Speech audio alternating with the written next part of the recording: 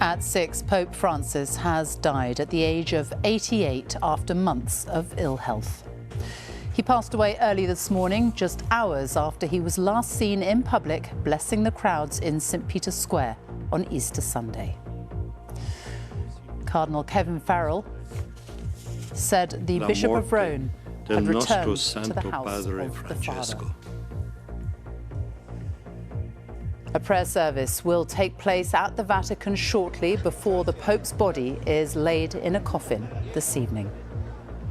And this is the scene at Westminster Cathedral this evening, one of many masses being held around the world. The Pope was the leader of more than 1 billion Catholics.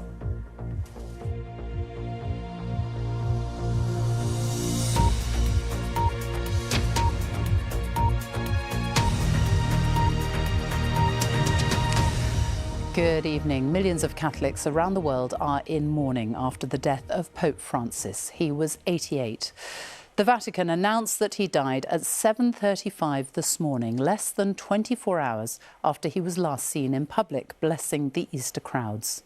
Well, this is St. Peter's Square in the Vatican this evening, where crowds have gathered for the first public prayer for Pope Francis, which will begin in half an hour's time. The Rosary will be recited by a senior Vatican cardinal. Pope Francis was last seen in public just yesterday, appearing on the balcony overlooking St. Peter's Square to wish Happy Easter to the thousands of worshippers who had gathered there to see him. Tributes from around the world are being paid to the Pope, who was the leader of more than 1 billion Catholics. We'll look back at his life and hear some of those tributes, and we'll be looking at what happens next as his successor is chosen. Our first report this evening is from Rupert Wingfield-Hayes at the Vatican. An Easter Monday in the Vatican that no one could have anticipated. Pilgrims flocking to the Vatican to be greeted by the news of the death of a pope. Just after 10 had come this shocking announcement. Alle ore 7:35. At 7:35 this morning, the Bishop of Rome, Francis, returned to the house of the Father. His entire life was dedicated to the service of the Lord and his Church. He taught us to live the values of the Gospel with fidelity, courage, and universal love, especially toward the poorest and most marginalized. Across Rome, the bells of every church began to ring out. A solemn salute and a message to the people of Rome that the Pope had died. In St. Peter's Square, the news spread fast, bringing shock and sadness. Even when he appeared yesterday, you could see that he was not looking well at all. So in a way, it's like it's finished, but also sad considering that he's been a very energetic Pope. I have really appreciated the reforms that he has brought into the church, his leadership style, the synodal leadership style. I think he's been a great Pope. It's a great disappointment, a great loss. A man who has innovated the church and a man who has left a great mark. And this, his absence, causes great pain. You can see that when we ask people here what Pope Francis meant to them, you hear the same words coming up over and over. They speak of his humanity, of his warmth, and of his moral leadership. Wherever he went around the world, he was greeted with tremendous enthusiasm, just as he was here in St. Peter's Square yesterday, in his very last public appearance. On Sunday morning, a clearly frail Pope Francis had greeted cheering crowds of Easter worshippers from the balcony of St. Peter's. In a very thin voice, he gave this final Easter greeting. Buona Pasqua. Only weeks before, the Pope had been discharged from hospital after an extremely serious illness. Many of those in the square told us they had been praying for his recovery and were surprised and delighted that he was strong enough to appear in public. But as Pope Francis now drove around St. Peter's Square in his Popemobile, he looked even more frail and exhausted. From all we know of Pope Francis, he was determined to be there, perhaps knowing it might be his final Easter. At St. Peter's, flags have now been lowered to half-mast, and preparations have begun to place Pope Francis in his coffin. Pilgrims have been gathering all afternoon in quiet prayer. Many tens of thousands more are expected to start arriving in Rome for the official lying in state, which will begin on Wednesday. Rupert Wingfield-Hayes, BBC News, in Rome. Throughout the day, tributes have been paid from all around the world. King Charles, one of the last people to meet the Pope during a visit to Rome 2 weeks ago, said His Holiness will be remembered for his compassion, his concern for the unity of the Church, and for his tireless commitment to the common causes of all people of faith. The flag above Buckingham Palace has been lowered to half-mast. The Prime Minister, Sir Keir Starmer, said Pope Francis was a pope for the poor, the downtrodden and the forgotten. He never lost hope for a better world. In the United States, President Trump ordered flags at the White House and on government buildings to be lowered, saying the Pope was a good man, worked hard and loved the world. And in Argentina, where Pope Francis was born, President Javier Milei declared 7 days of mourning and said despite differences that seem minor today, having been able to know him in his kindness and wisdom was a true honour. Our religion editor, Alim Boul, is at the Vatican for us now. Alim. Yes, well, the range and volume of the tributes coming in for Pope Francis from around the world are really a testament to one of his legacies, because they haven't just been coming from sovereigns or world leaders. They've also been coming from groups for whom he spoke out, the marginalised, and from people from all kinds of faith traditions and none, because this was a man who very definitely wanted to reorientate the Catholic Church away from its hierarchy, away from Rome, to people in their daily lives and their daily struggles wherever they were in the world, and reaching out to other faiths as well. I've been taking a look back at the life of Pope Francis and to his hugely consequential papacy. His surprise election in 2013 would mark a more radical break with the past than many expected. Jorge Bergoglio did have Italian roots, but was born in Argentina. While studying for priesthood, he worked briefly as a nightclub bouncer. As Pope, he greeted his flock, having taken the name of a saint who championed the cause of the poor. His style was informal, even when conducting ceremonies, and his first act as Pope was to pay his own hotel bill.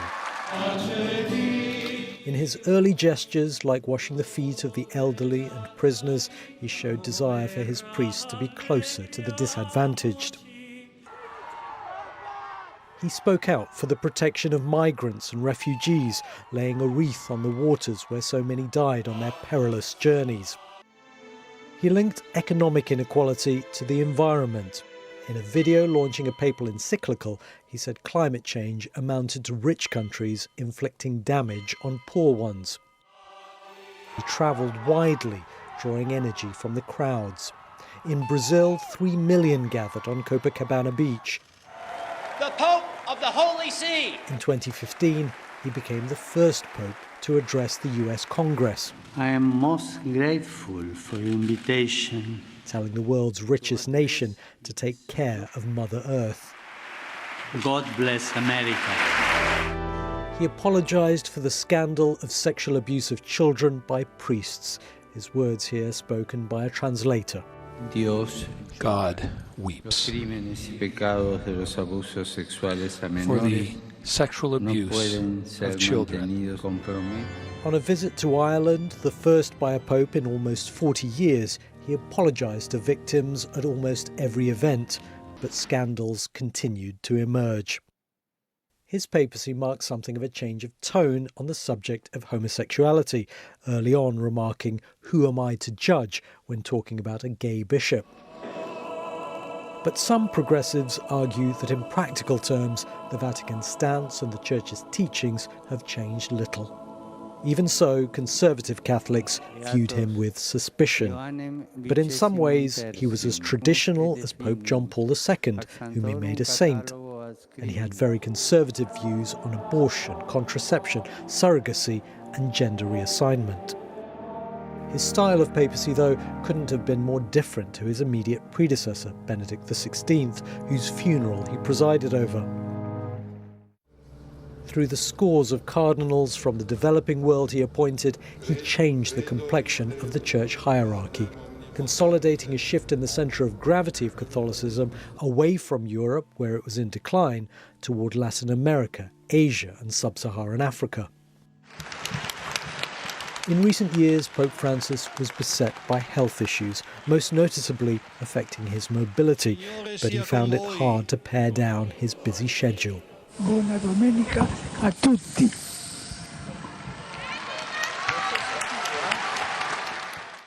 He was, above all, a pastoral pope, a man of humility who preferred the fellowship of ordinary believers to the trappings of ecclesiastical status and power.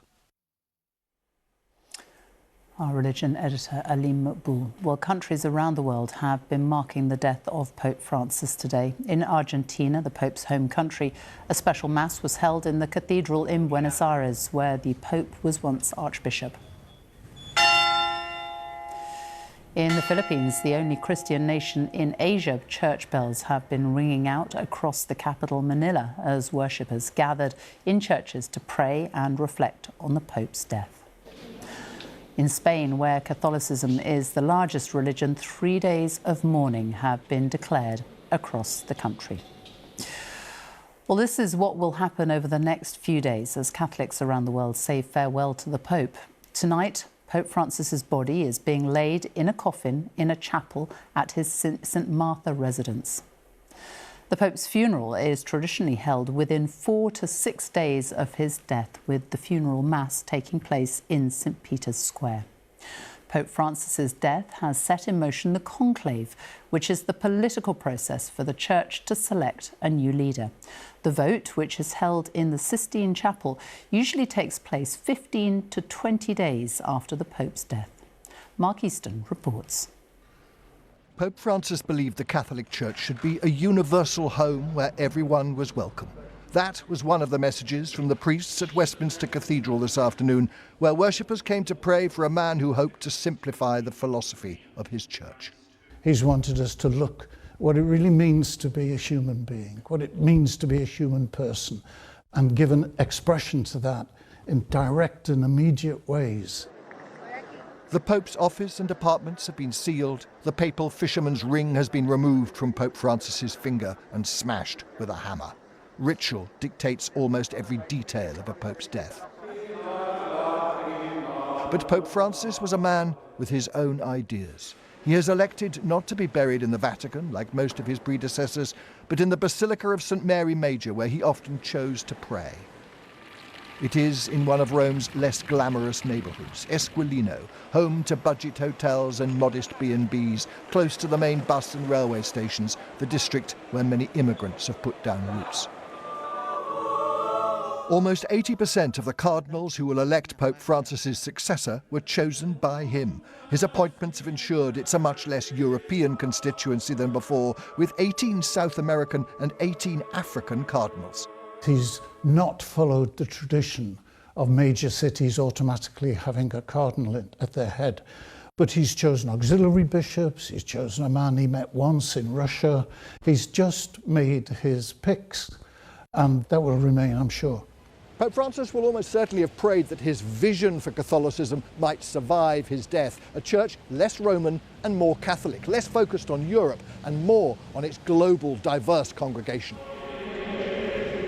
But for the 7 million Catholics in the UK, this is a time to mourn and to pray. The intrigues of the conclave are for another day. Mark Easton, BBC News. And a special programme, Pope Francis, the People's Pope, is available now on BBC iPlayer, and it'll also be shown at 9 p.m. tonight on BBC One.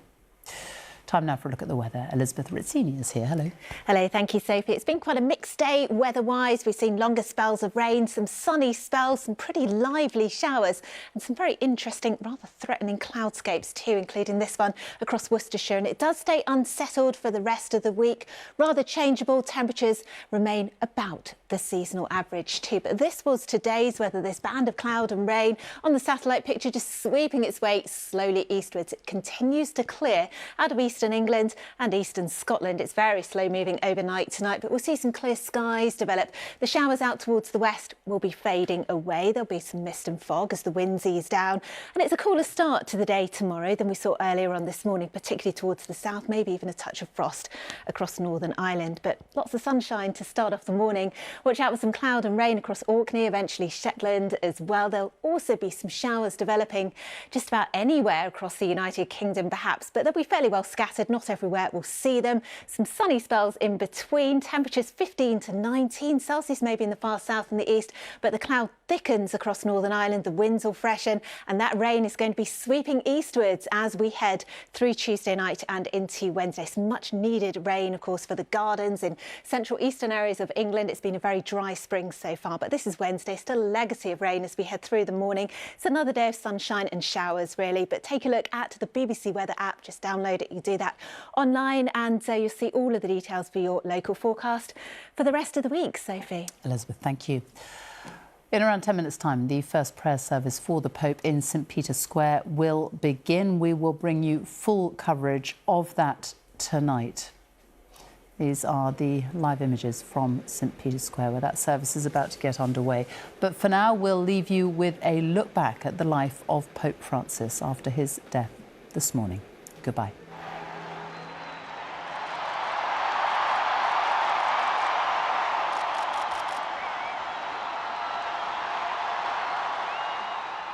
Fratelli e sorelle, buonasera.